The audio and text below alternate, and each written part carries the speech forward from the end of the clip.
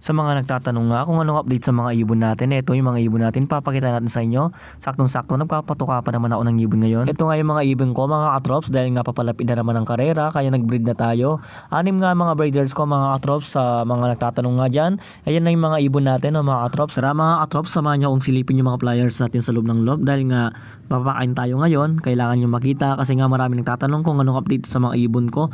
Akala kasi lang iba, wala na tayong kalapate. Kaya nga dali-dali na akong pumasok dito mga atrops para makita nyo yung mga update sa mga ibon natin. Ayan nga yung mga atrops, may natitira pa akong mailan-ilan na ibon dito. May checkered pa tayo, may Batman, may Sparrow. Ayan mga atrops, kung natatandaan nyo yung mga kulay na ganyan. Yan, shoutout sa mga karapatids dyan na mga patuloy na sumusuporta sa atin, mga atropa natin dyan, mga atrabaho at mga kaibigan syempre.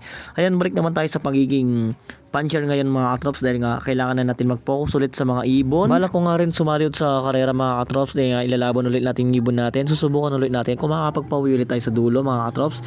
Kaya nga yung mga ibon natin mga katrops, kitang-kita nyo naman, sisigla kumain. Ayan sa mga patuloy na sumusuporta dyan. Ito yung mga ibon natin at sa mga nagtatanong na, kuya update naman sa mga ibon mo, baka wala na yung mga ibon mo, sabi nila. Ayun din mga katrops, di lang natin sila binibidyo pero patuloy pa rin tayo sa pag-aalaga sa kanila syempre.